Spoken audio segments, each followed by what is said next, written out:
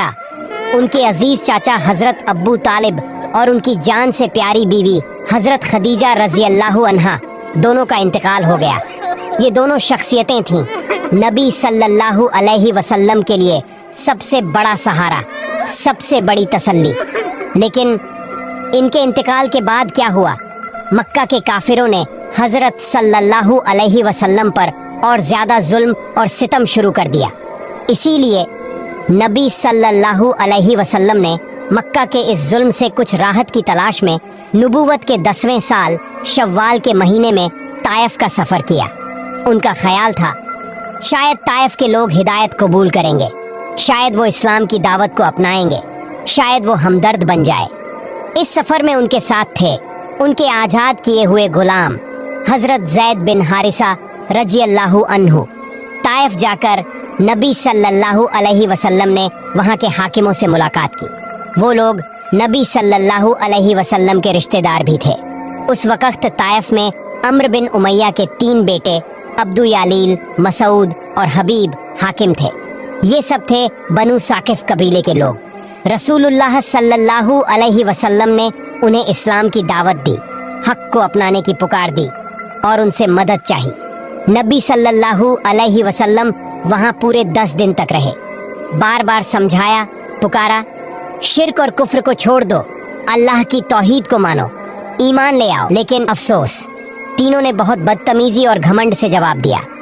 پہلے نے کہا اللہ کو تمہارے علاوہ اور کوئی نہیں ملا نبی بنانے کے لیے۔ دوسرے نے کہا کعبہ شریف کے لیے اس سے بڑی توہین اور کیا ہو سکتی ہے کہ تمہارے جیسے شخص کو نبی بنایا جائے۔ تیسرے نے تو حد ہی کر دی۔ اس نے کہا میں تم سے بات ہی کیوں کروں؟ اگر تم سچے ہو تو تم سے بات کرنا تو بے ادبی ہے، اور اگر تم جھوٹے ہو تو تم قابل ہی نہیں کہ تم سے کوئی بات کرے۔ سوچئے کتنا بڑا دکھ۔ انہوں نے صرف دعوت ٹھکرائی ہی نہیں بلکہ رسول اللہ صلی اللہ علیہ وسلم کو طائف سے باہر نکال دیا، اور بس یہیں ختم نہیں کیا بلکہ انہوں نے طائف کے اپدروی اور بدماش لڑکوں کو اکسایا، جاؤ اس کو تنگ کرو، ستاؤ، پتھر مارو۔ پھر کیا تھا، رسول اللہ صلی اللہ علیہ وسلم پر سڑک بھر پتھر برسائے گئے۔ اتنے پتھر لگے کہ حضرت صلی اللہ علیہ وسلم گمبھیر روپ سے زخمی ہو گئے، خون بہہ بہہ کر ان کے جوتوں میں بھر گیا۔ جب وہ درد سے بیٹھ جاتے تو وہ بدماش انہیں پکڑ کر زبردستی کھڑا کرتے اور پھر سے پتھر برسانا شروع کر دیتے، اور ساتھ ساتھ ہنستے، گالیاں دیتے، مذاق اڑاتے۔ حضرت صلی اللہ علیہ وسلم کا پاک جسم لہو لہان ہو گیا، اور ان کے ساتھ موجود وفادار ساتھی حضرت زید بن حارثہ رضی اللہ عنہ وہ پوری کوشش کرتے رہے کہ کسی طرح اپنے جسم کو آگے کر کے پتھر خود جھیلیں اور نبی صلی اللہ علیہ وسلم کو بچائے۔ اس حالت میں حضرت زید رضی اللہ عنہ بھی بری طرح زخمی ہو گئے تھے۔ ان کے سر پر گہری چوٹ لگی، اور ہمارے پیارے نبی صلی اللہ علیہ وسلم کے پیروں کے زخم اتنے گہرے تھے کہ ان سے لگاتار خون بہہ رہا تھا۔ گمبھیر زخمی حالت میں رسول اللہ صلی اللہ علیہ وسلم طائف سے نکل پڑے، تھک کر ٹوٹ کر بنی ربیہ قبیلے کے ایک باغ میں آ کر ٹھہرے۔ یہ باغ تھا عتبہ بن ربیہ اور شیبہ بن ربیہ کا۔ وہ باغ کا ایک کونا اور ایک پیڑ کی چھاؤں تلے نبی صلی اللہ علیہ وسلم بیٹھ گئے۔ سوچئے، پاک جسم زخموں سے چور، جوتے خون سے بھر چکے، اور دل تھا درد اور غم سے ٹوٹا ہوا۔ اسی غمگین اور تنہا پل میں رسول اللہ صلی اللہ علیہ وسلم نے وہ دعا کی جو اتہاس میں دعائے طائف یا دعائے مستغیث کے نام سے مشہور ہوئی۔ وہ دعا جو انسان کی پوری مجبوری اور اللہ کے سامنے گہرا سجدہ بیان کرتی ہے۔ نبی صلی اللہ علیہ وسلم نے روتے ہوئے کہا، اے اللہ، میں تیرے ہی سامنے اپنے کمزور ہونے کی، اپنی بے بسی کی اور لوگوں کی نظروں میں اپنی بے قدری کی شکایت کرتا ہوں۔ اے رحم کرنے والے، تو ہی ہے کمزوروں کا سہارا، تو ہی ہے میرا رب۔ تو مجھے کس کے حوالے کر رہا ہے؟ کسی اجنبی کے جو میرے ساتھ سختی سے پیش آئے، یا کسی دشمن کے جسے تو نے میرے اوپر حق دے دیا ہے؟ اے میرے رب، اگر تو مجھ سے ناراض نہیں ہے تو مجھے ان تکلیفوں کی پرواہ نہیں۔ تیری طرف سے ملنے والی سلامتی اور راحت ہی میرے لیے سب سے بڑی پناہ ہے۔ میں تیرے اس نور کے سہارے پناہ مانگتا ہوں جس سے تمام اندھیرے دور ہوتے ہیں اور جس سے دنیا و آخرت کے سارے کام ٹھیک رہتے ہیں۔ بس تو مجھ سے ناراض نہ ہو، تیرا غضب مجھ پر نہ اترے۔ मैं तेरी रजा की तलाश करता रहूंगा जब तक तू राजी न हो जाए। और याद रख, तेरे सिवा न किसी में ताकत है न किसी में कुदरत। इसी वक्त अल्लाह ताला ने हजरत जिब्रील अलैहिस्सलाम को उतारा। जिब्रील अलैहिस्सलाम एक बादल की छांव में आए और बोले, ए मोहम्मद सल्लल्लाहु अलैहि वसल्लम, अल्लाह ने आपकी कौम की बातें सुन ली हैं, उनका बुरा सलूक देख लिया है। अल्लाह ने आपके पास पहाड़ों का फरिश्ता भेजा है। आप चाहें तो हुक्म दीजिए, वो दोनों पहाड़ जो मक्का के दोनों तरफ हैं उठाकर ताइफ वालों पर गिरा दें ताकि इनका नामो निशान मिट जाए। फिर पहाड़ों का फरिश्ता सलाम कर बोला, ए रसूलुल्लाह सल्लल्लाहु अलैहि वसल्लम, बस आप इजाज़त दे दीजिए, मैं इन लोगों का सफाया कर दूं। लेकिन सुनिए, रहमतुल लिल आलमीन का जवाब, नहीं नहीं, मैं ये नहीं चाहता, बल्कि मैं अल्लाह से उम्मीद रखता हूँ कि इनकी आने वाली नस्लों से ऐसे लोग पैदा होंगे जो सिर्फ अल्लाह की इबादत करेंगे और उसके साथ किसी को शरीक नहीं ठहराएंगे। वाह, यही तो थे हमारे नबी सल्लल्लाहु अलैहि वसल्लम, रहमत, मोहब्बत, माफ़ी और सब्र की अनोखी मिसाल। उस बाग में उतबा और शैबा मौजूद थे। उन्होंने अपने सामने देखा रसूलुल्लाह सल्लल्लाहु अलैहि वसल्लम कितने मजलूम और बेबस हालत में बैठे हैं। ये मंजर देखकर उनके दिल थोड़े नरम पड़ गए। रिश्तेदारी का एहसास और इंसानियत की जज्बात उनमें जाग उठे। उन्होंने एक थाल में अंगूर सजाए और अपने एक ईसाई गुलाम अद्दास को बुलाया। फिर उससे कहा, ये अंगूर उस शख्स के पास ले जाओ और कहना कि कुछ खा लें। अद्दास अंगूर लेकर आया और रसूलुल्लाह सल्लल्लाहु अलैहि वसल्लम के सामने रख दिया। रसूलुल्लाह सल्लल्लाहु अलैहि वसल्लम ने कहा, बिस्मिल्लाह, और खाना शुरू कर दिया। अद्दास हैरान होकर बोला, अल्लाह की कसम, इस शहर के लोग तो बिस्मिल्लाह नहीं कहते। तब नबी सल्लल्लाहु अलैहि वसल्लम ने उससे पूछा, तुम कहाँ के रहने वाले हो और तुम्हारा मजहब क्या है? अद्दास ने जवाब दिया, मैं नैनवा का रहने वाला हूँ और मजहब से ईसाई हूँ। रसूलुल्लाह सल्लल्लाहु अलैहि वसल्लम ने फरमाया, वो नैनवा जहाँ अल्लाह के नबी यूनुस इब्न मत्ता अलैहिस्सलाम रहते थे। अद्दास हैरान रह गया। उसने कहा, आप यूनुस अलैहिस्सलाम को कैसे जानते हैं? नबी सल्लल्लाहु अलैहि वसल्लम ने फरमाया, वो मेरे भाई थे, अल्लाह के एक नबी, और मैं भी अल्लाह का नबी हूँ। ये सुनते ही अद्दास की आंखों से आंसू बहने लगे। वो भावुक होकर रसूलुल्लाह सल्लल्लाहु अलैहि वसल्लम के हाथ, पैर और माथे को चूमने लगा और जोर से कह उठा, अशहदु अल्ला इलाहा इल्लल्लाह व अशहदु अन्ना मुहम्मदन अब्दुहु व रसूलुहु, यानी मैं गवाही देता हूँ कि अल्लाह के सिवा कोई माबूद नहीं और मोहम्मद सल्लल्लाहु अलैहि वसल्लम उसके बंदे और रसूल हैं। जब अद्दास वापस लौटा तो उतबा और शैबा ने उसे डांटते हुए कहा, तू उसके हाथ पांव चूम रहा था, सावधान रहना, वो कहीं तुझे तेरे मजहब से फिरा न दे।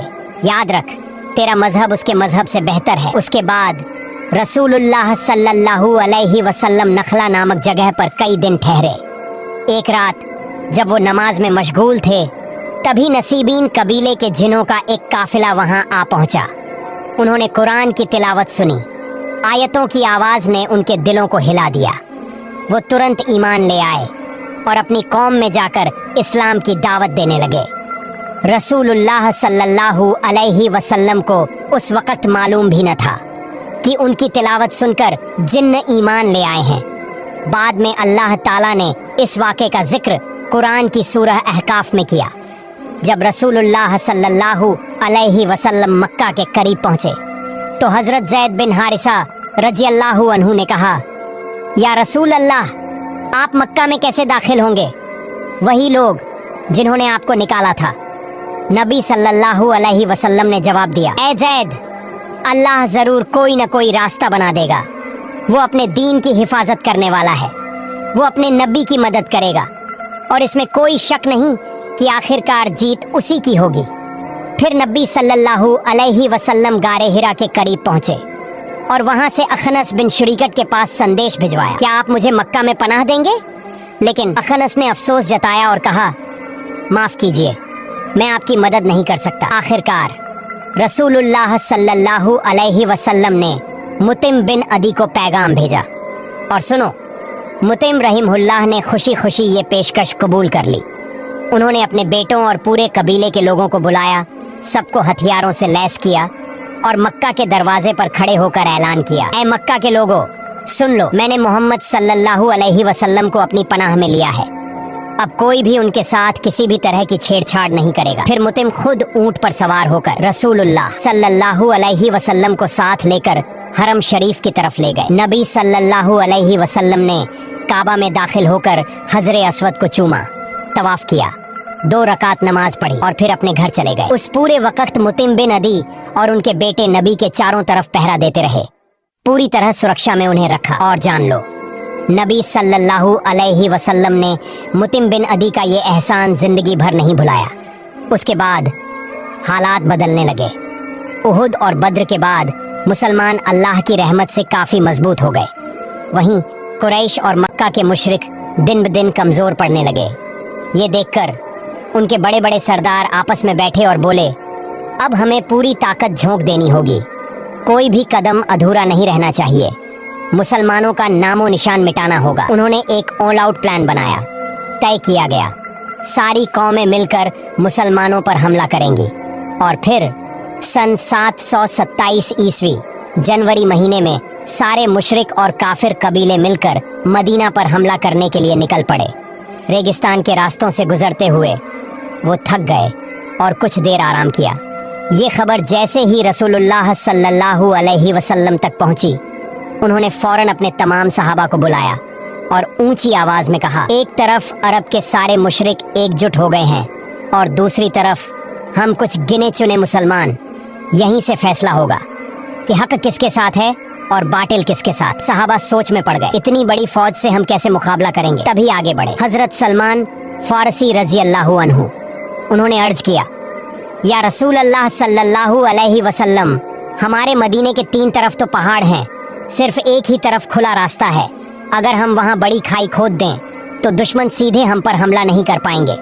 नबी सल्लल्लाहु अलैहि वसल्लम ने ये बात सुनी तो फरमाया, हाँ सलमान, यही सबसे बेहतर तदबीर है। हे मेरे साथियों, तुम सब अपने अपने तरीके से काम में लग जाओ और यहाँ एक बड़ा खंदक खोद दो ताकि काफिर मुशरिक सीधे मदीना पर हमला न कर सकें। फिर अल्लाह की रहमत से सारे सहाबा मिलकर आखिरकार मदीना की हिफाजत के लिए 4.5 किलोमीटर लंबा और 4 मीटर गहरा खंदक खोद लिया। खंदक की लड़ाई में काफिर मुशरिक लोग मुसलमानों के खिलाफ अब्बू सुफियान के साथ उस जमाने के सबसे बड़े पहलवान अमर बिन अब्द वद को लाए, जिसे देखकर अरब के बड़े बड़े पहलवान भी डर जाते थे। जब वो सब मदीना के पास पहुंचे और देखा कि मदीना के दरवाजे पर एक बहुत बड़ा खंदक खोदा गया है तो सब हैरान रह गए। अमर बिन अब्द वद गुस्से से बोला, इतना बड़ा खंदक, इतने थोड़े से लोग इसे कैसे खोद सकते हैं? अब हम मदीना पर हमला कैसे करेंगे? वो सब 6 हफ्ते तक बाहर इंतजार करते रहे। फिर अमर बोला, ये तो हमारी बेइज्जती करने के लिए किया गया है। मैं यहाँ इस खंदक के किनारे बैठा मदीना वालों का इंतजार नहीं कर सकता। मैं अभी खंदक फांद कर मदीना में दाखिल होता हूँ। अगर कोई मेरे साथ आना चाहे तो आए, और अगर कोई नहीं आना चाहता तो यहीं रुको। मैं देखता हूँ कि मदीना वाले मेरे हाथ से कैसे बचते हैं। वो खंदक लांघ कर मदीना में दाखिल हुआ और जोर जोर से चिल्लाने लगा, ऐ मुसलमानों, झूठे कायरों, अगर तुम में दम है तो सामने आओ और मेरा मुकाबला करो, वरना मेरे हाथ से मारे जाओ। उसकी दहाड़ से सारे सहाबा अपनी नजरें नीचे झुका लिए, किसी ने आवाज तक न निकाली। तभी हजरत अली रदियल्लाहु अन्हु सीधा खड़े हो गए और बोले, या रसूल अल्लाह, मुझे इजाजत दीजिए, मैं जाता हूँ और अमर को कत्ल करके आता हूँ। रसूलुल्लाह सल्लल्लाहु अलैहि वसल्लम ने फरमाया, ए अली, बैठ जाओ, क्या तुम देख नहीं रहे तुम्हारे सामने कौन है? तुम्हारे सामने दुनिया का मशहूर पहलवान अमर है। तुम उसका मुकाबला नहीं कर सकते क्योंकि तुम उसके बराबरी वाले नहीं हो और तुम्हारी उम्र भी अभी कम है। उस वक़्त शेर खुदा हज़रत अली रदियल्लाहु अन्हु की उम्र सिर्फ 23 साल थी। लेकिन अमर फिर गरज कर चिल्लाया, ऐ मुसलमानों, कायरों की टोली, तुम्हारा वो जन्नत कहाँ है जिसका तुम दावा करते हो? क्या शर्म नहीं आती? कहते हो कि मारे जाओगे तो जन्नत में चले जाओगे, तो क्या तुम में से कोई एक भी नहीं है जो जन्नत की खुशबू पाना चाहता हो? ये सुनकर भी बड़े बड़े बहादुर मुसलमान बैठे रहे, कोई खड़ा न हुआ। तब फिर से हज़रत अली रदियल्लाहु अन्हु खड़े हो गए और बोले, या रसूल अल्लाह, मुझे सिर्फ इजाज़त दीजिए, मैं इस जालिम शैतान का मुंह हमेशा के लिए बंद करके छोड़ूंगा। रसूलुल्लाह सल्लल्लाहु अलैहि वसल्लम ने फिर फरमाया, ए अली बैठ जाओ, क्या तुम देख नहीं रहे तुम्हारे सामने अमर है। फिर नबी सल्लल्लाहु अलैहि वसल्लम ने खुद आवाज़ दी, कौन है जो इस काफिर का मुंह बंद करेगा। ये सुनकर भी सब सहाबा अपनी नज़रें झुका लिए और चुपचाप बैठे रहे। या रसूलुल्लाह, क्या आप नहीं जानते ये उमर बिन मरहब एक हाथ से ऊँट के बच्चे को रोक लेता है और दूसरे हाथ से सैकड़ों दुश्मनों पर तलवार चला देता है। इस शैतान से भला कौन मुकाबला कर सकता है। इतने में हज़रत अली रजी अल्लाह ताला अन्हु तीसरी बार सीना तान कर खड़े हो गए और बोले, हे मेरे आका सल्लल्लाहु अलैहि वसल्लम, आप बस मुझे इजाज़त दे दीजिए, मैं इस काफिर का मुंह हमेशा के लिए बंद कर दूंगा।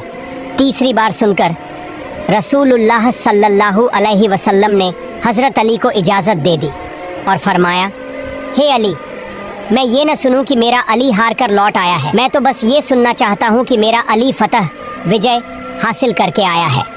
इजाज़त मिलते ही हज़रत अली रजी अल्लाह ताला अन्हु ने एक हाथ में ढाल और दूसरे हाथ में तलवार ली और उमर बिन मरहब के पास पहुंच गए। उमर बिन मरहब पूरे लोहे के कवच में लिपटा हुआ था, उसका सिर भी लोहे की टोप से ढका हुआ था। उसने अली को देखकर हंसते हुए कहा, ए जवान, तू कौन है, तू क्यों मौत को गले लगाने आया है। हज़रत अली ने गरजती आवाज़ में जवाब दिया, मैं हूँ कर्रार ए हैदर, मेरी माँ ने मेरा नाम रखा है हैदर यानी शेर, और कर्रार यानी बार बार हमला करने वाला। याद रख, मैं अल्लाह का शेर हूँ। ये सुनकर उमर बिन मरहब हंसा और बोला, जा बच्चे, लौट जा, मैं बच्चों को मारना नहीं चाहता। हज़रत अली ने तलवार उठाकर कहा, लेकिन मैं तो तुझे ही मारने आया हूँ। इतना सुनते ही उमर बिन मरहब गुस्से से पागल हो गया। उसने अपनी तलवार उठाई और पूरी ताकत से हज़रत अली पर वार कर दिया। उसका वार इतना ज़ोरदार था कि हज़रत अली की ढाल दो टुकड़े हो गई और तलवार की धार गर्दन मुबारक को छू गई। लेकिन अली, वो तो शेर खुदा थे, उन्होंने पलटकर ऐसी ज़ोरदार चोट मारी कि उमर बिन मरहब की ढाल भी टूट गई और ऊपर से नीचे तक उसका पूरा जिस्म दो टुकड़े हो गया। कहा जाता है, इतिहास में इतनी ज़ोरदार तलवार का वार किसी ने कभी नहीं किया था। हज़रत अली उसकी लाश पर खड़े होकर गरज उठे, तू मेरे साथ क्या मुकाबला करेगा ए पत्थर पूजने वाले, मैं तो हूँ मोहम्मद सल्लल्लाहु अलैहि वसल्लम का गुलाम।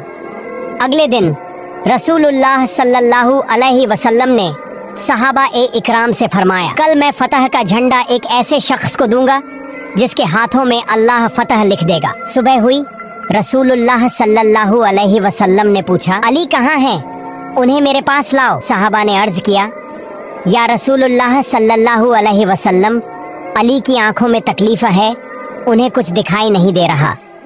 ये सुनकर नबी सल्लल्लाहु अलैहि वसल्लम ने फरमाया, अली को मेरे पास लाओ। जब अली आए, रसूलुल्लाह सल्लल्लाहु अलैहि वसल्लम ने अपनी मुबारक हाथ उनकी आंखों पर फेरा और सुभान अल्लाह, तुरंत उनकी आंखें बिल्कुल ठीक हो गईं। फिर नबी सल्लल्लाहु अलैहि वसल्लम ने फतह का झंडा अली को थमा दिया। अली झंडा लेकर आगे बढ़े, सारे सहाबा उनके साथ थे। सबके दिलों में जोश और ताकत भर गई। जब अली किले के पास पहुंचे तो देखा दरवाज़ा इतना बड़ा है कि उसे खोलने बंद करने के लिए 70 लोगों की ज़रूरत पड़ती है। अली ने एक हाथ से तलवार चलाई और दूसरे हाथ से उस दरवाजे को हिलाकर उखाड़ दिया। फिर सहाबा से कहा, चलो सब अंदर जाओ। सभी सहाबा उस दरवाजे से होकर किले में दाखिल हो गए और अली उस दरवाजे को अकेले उठाए खड़े रहे जब तक कि 100 सहाबा अंदर न चले गए। आखिर में उन्होंने वो दरवाज़ा उठाकर फेंक दिया। इतना भारी दरवाज़ा जिसे 70 आदमी मिलकर भी हिला न सकें, इसे अकेले उठाकर फेंकने वाले थे शेर खुदा हज़रत अली रज़ियल्लाहु ताला अन्हु। प्यार दोस्तों, हमारी कहानी यहीं ख़त्म होती है। अगर आपको वीडियो अच्छी लगे तो वीडियो को लाइक और कमेंट बॉक्स में अल्लाह का नाम ज़रूर लिखें और हाँ, चैनल को सब्सक्राइब ज़रूर करें। अल्लाह हाफिज़।